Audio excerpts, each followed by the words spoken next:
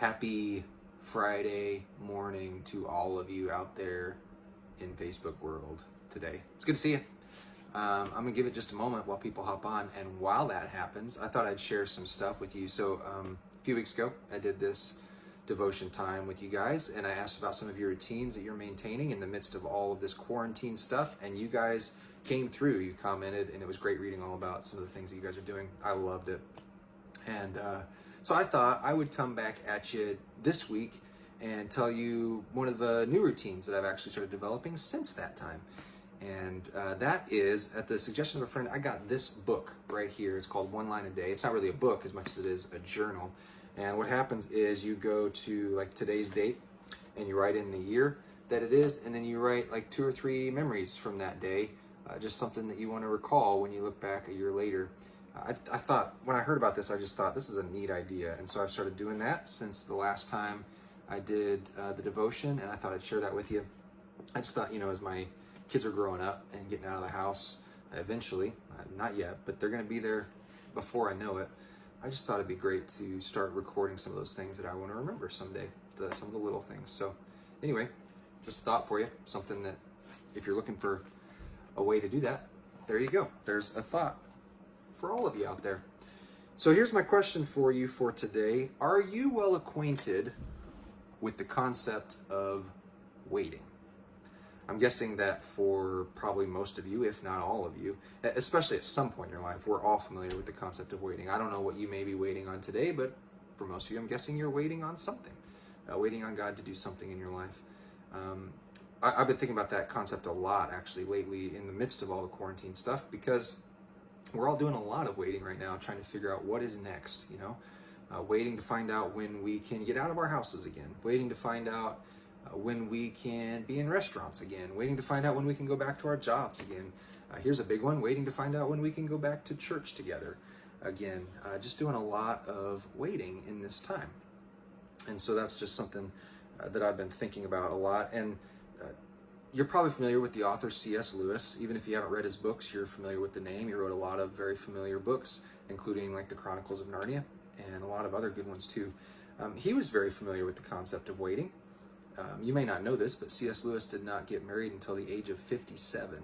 And then his wife died like 4 years later. So that's pretty crazy. And he was on a lifelong journey of searching in his faith, trying to find answers. And so he was very familiar with the concept of waiting in his life. And he says this, there's a quote from him I want to read to you. He says, "I am sure that God keeps no one waiting unless he sees that it is good for him to wait." And so I'm sure that many of you can relate to C.S. Lewis and this concept of waiting. Maybe you can relate to him in the idea of finding a spouse. Maybe you waited a long time before you found yours. Maybe you're still on that search, on that journey in your life. We are familiar with waiting to hear about a medical report or like some test that's been done, waiting to hear about that. Maybe if you're a senior this year, you're waiting to find out when you're going to graduate. We're all familiar and can probably relate to C.S. Lewis in that quote that, again, I'm sure that God keeps no one waiting unless he sees that it is good for him to wait. And so in light of that, I want to share a story with you from Luke chapter 8 today. And the reason I'm sharing this story is because there are 2 or 3, as we're going to find out, people that were waiting on God to do something big in their lives in this one passage of Scripture. And so starting in Luke chapter 8, verse 40, I want to read to you. It says, "On the other side of the lake, the crowds welcomed Jesus because they had been waiting for him." So here are these large crowds of people waiting for Jesus, hoping that he's going to come do something miraculous for them. But in the midst of these crowds, there are 2 or 3 people, as we're going to find out, that were especially waiting for Jesus to come do something big in their lives. The first was a man named Jairus. It says that a man named Jairus, a leader of the local synagogue, came and fell at Jesus' feet, pleading with him to come home with him. His only daughter, who was about 12 years old, was dying. A woman in the crowd had suffered for 12 years with constant bleeding, and she could find no cure. So it's kind of interesting to note at this point that we're talking about a 12-year-old daughter and a woman who's been waiting 12 years. It's interesting that this daughter had been alive for the length of time that this woman had been waiting on healing. So here we have Jairus, his daughter, and a woman, all three hopelessly and patiently waiting for a miracle from God. And so Jairus at this point has to be overjoyed because Jesus has agreed to go with him. Jesus has agreed to go with him to his house for his daughter. He has to be overjoyed that perhaps, finally, his waiting is over. But on the way, suddenly, Jesus stops, insisting that someone touches him. Jesus says this, "Someone deliberately touched me, for I felt healing power go out from me." So at this point, Jairus' anticipation is growing. He's excited. His waiting is about to come to an end. And then all of a sudden, Jesus stops. And now he has to endure a little bit more waiting. But what's interesting is that the waiting for this woman has now ended. As we know, she reached out and touched him. Jesus felt healing power go out from him, and this woman has been healed. And it says, when the woman realized that she could not stay hidden, she began to tremble and fell to her knees in front of him. The whole crowd, which, keep in mind, would have included Jairus at this point, heard her explain why she had touched him and that she had been immediately healed. So here's something exciting that has just happened. God has just healed this woman.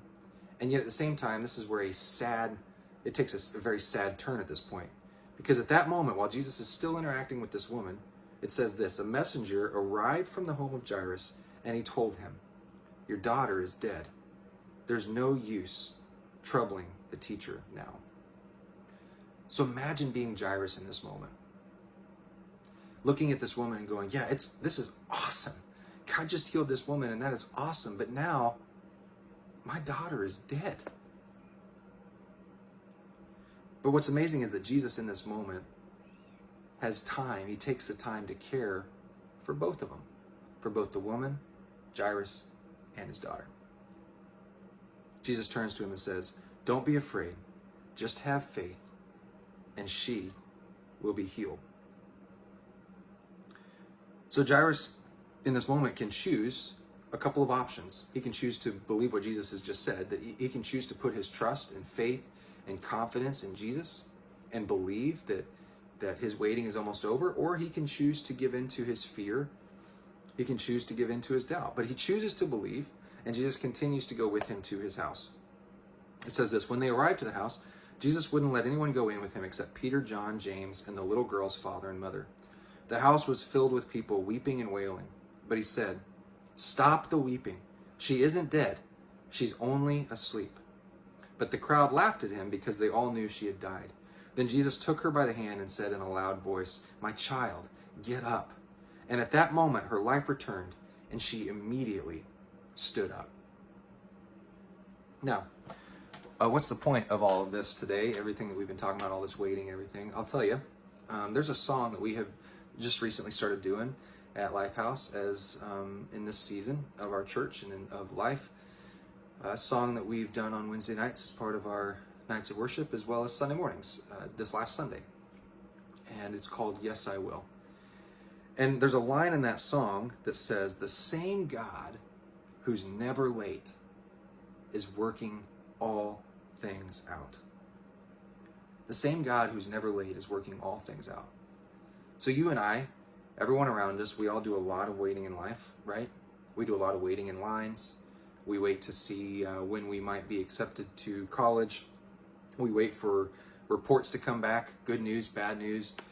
We do a lot of waiting in a lot of different ways. A lot of waiting for healing, like physical healings and relationship healings, and we do a lot of waiting in our lives. And so I want to share some of the lines from this song to you again and encourage you. It's some of the lines in the song say, we choose to praise and glorify. We can choose to believe that God will never fail, and he won't fail us now. We can choose to say, "Yes, I will sing for joy, even when my heart is heavy. For all my days, yes, I will." That's another line from the song. For all my days. So even in the midst of hard days, even in the midst of long days, even when it feels like it's taking too many days to get to the answers that we need from God, we can still choose to say, "Yes, I will." because God is still worthy of our praise. He was worthy of that woman's worship when she was 10 years into waiting and still had 2 more years to go. He was worthy of Jairus' praise when his daughter was healthy. He was worthy of Jairus' praise when she was sick and dying, and even when she was dead. Because the God who's never late is working all things out. And I hope that that's an encouragement for you today.